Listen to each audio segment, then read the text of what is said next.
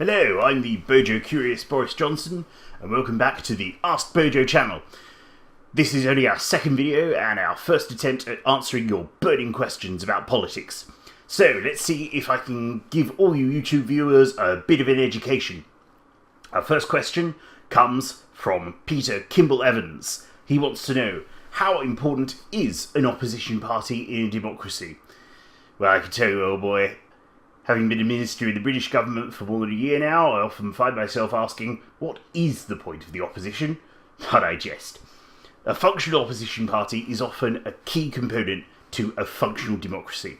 You see, every democratic government has to be kept in check, and having a party, or collection thereof, who are able to effectively criticise the policies of that government ensures that every policy serves the best possible interests of the electorate, or indeed the whole polis, the people under the jurisdiction of that government. In any plurality system of representative democracy, by which I mean like a parliament of elected representatives, we see that every part of the polis, what we call constituencies in Britain, has given consent to be governed by those who hold a majority of the assembled representatives.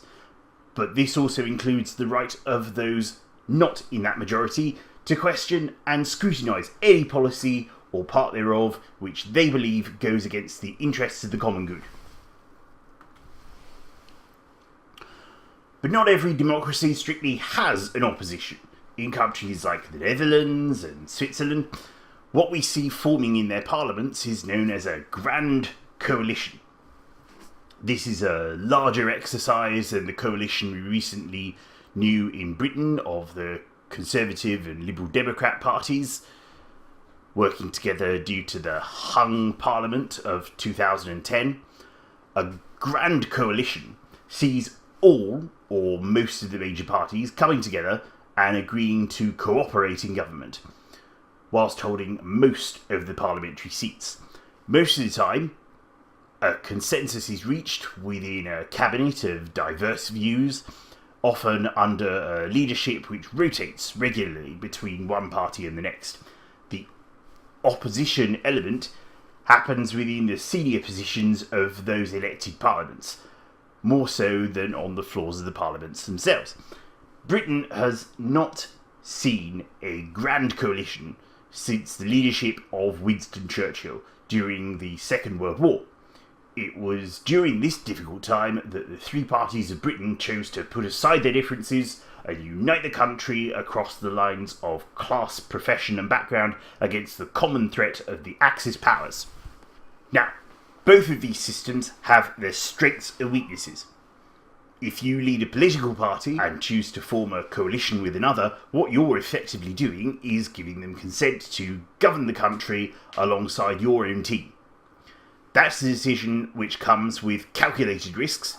Sometimes they work out well, and sometimes they don't. And whether your party chooses to work with or against the government, usually the outcomes still depend upon the same thing: compromise. The one factor which always holds sway in the democratic political system is compromise. The ability to accept that you may get some things that you want, but only if you agree to some things that you don't want. And this is ideally how the majority of those who participate in any democracy get an outcome that's appropriate and comfortable for them. Hope that's given you a lot to think about. With any luck, it may do the same for some of my parliamentary colleagues. Now, our next question.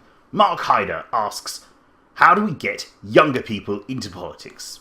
That is certainly a tough one, and I've had to do quite a bit of research to answer it. A lot of what I've looked at has shown that all across many Western countries, younger people are feeling more disengaged from politics than ever before, and that's a very sad state of affairs. I honestly get the impression that many young people don't feel that politics is happening to them, only that it's happening around them. A lot of recent Prime Ministers in the UK, yes, even you, Davy boy, have been guilty of only paying lip service to younger people. Once per term, once per year if they're lucky, they might invite a group of children to 10 Downing Street and answer a generally narrow range of questions.